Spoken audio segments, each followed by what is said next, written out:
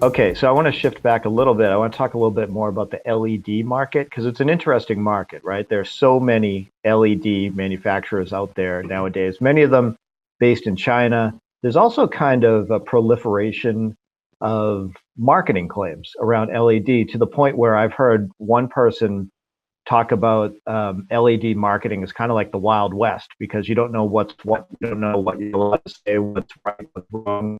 So think about it in the context of somebody walking around the Digital Signage Expo floor in 2018. What advice do you have for them to kind of determine, what's real, what's good, and what's not good when it comes to LED? Well, I kind of like your way you described it, the direct view LED market being the Wild West. It truly is. You get on your horse and go out into the pasture land, and you just don't know what you're going to run into. That's kind of where we're at today, no doubt about it. I'll just mention a couple of things that hopefully will give our listeners some idea of how to separate the proverbial wheat from the chaff. First of all, I want everybody to remember that the vast majority of manufacturers of the LEDs themselves, in other words, that core little tiny illumination device known as an LED, we see it in car headlights, we see it in lighting. The LED itself has taken the world by storm, literally, as an illumination device. Think of the move towards LED lighting away from incandescents in the house, for example. So almost all of these, the vast majority, there are a few exceptions, but the vast majority are manufactured, the core technology is manufactured in Asia. Also, in addition to that, the vast majority of companies taking those LEDs and placing them into some kind of a display configuration are also in Asia. I've got a point of reference, and I'm going to actually, as I'm thinking about this, the point of reference is a place called Shenzhen province in China. And literally in Shenzhen alone in China, there are hundreds of companies. I actually saw one research piece that I can't verify, but I saw one research piece that talked about there being almost 1,000 companies in China overall that manufacture some type of direct view LED display. So I don't care, Tom, whether it's a few hundred or it's literally over 1,000. I sit here and the only word that comes to my mind is wow. Talk about a tsunami hitting a potential viewer in the face. Now, we're not going to go to DSE, we're not going to go to Infocom, we're not going to go to NAB and see thousands, but we are going to see a whole lot of manufacturers, some of whom we're not even familiar with. So the first thing that comes to my mind in all of this almost tsunami-like onslaught of direct view LED manufacturers is quality control. You're going to get good displays. You're going to get some that are not quite so good. You're going to get some that are downright horrible.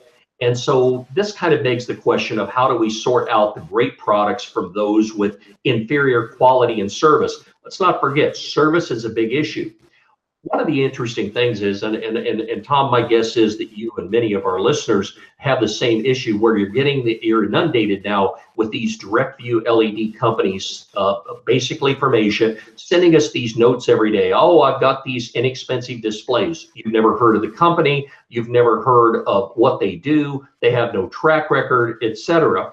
And we get these emails. I know I get them. My guess is that you get them. And I know our viewers do as well. So how do we actually reduce our risk, if you will? Well, my advice is the safe bet is to work with direct view LED companies that have a track record in the United States.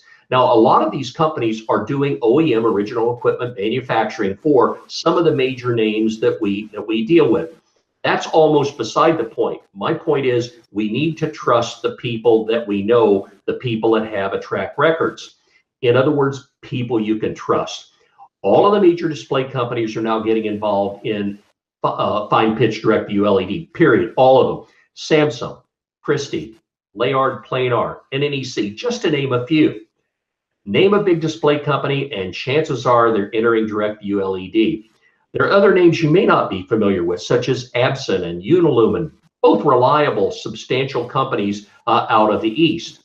I'll give you one concrete example that's come up lately. One company that's recently gotten into the fine pitch game is a company called Lighthouse, with nearly 30 years experience in large outdoor displays. Dodgers Stadium, Seattle Mariners, Churchill Downs, the Indy 500, displays like that. They've been marketed for years through Panasonic using the Lighthouse name, but now Lighthouse has a whole separate division, and they're now entering this new market under their own name. So whether it's an existing display company you're familiar with, the Samsung's Christie, Layard, Planar, NECs of this world, or whether it's a new company like an Epson, Unilumin, or most recently a Lighthouse, we want to take a look at these names that have provenance, that have credibility in the industry. And my final admonition on the issue of this is, my admonition is look beyond the price and look at service and total cost of ownership. Nowhere have I seen it more true than you get what you pay for in the total cost of ownership and service of a direct view LED supplier. So there you kind of have it in a nutshell. It is truly let the buyer beware, but when you go to DSE, you're not going to have hundreds of people to look at. You might have 20. Be sure and visit all 20, and I think you'll like what you see.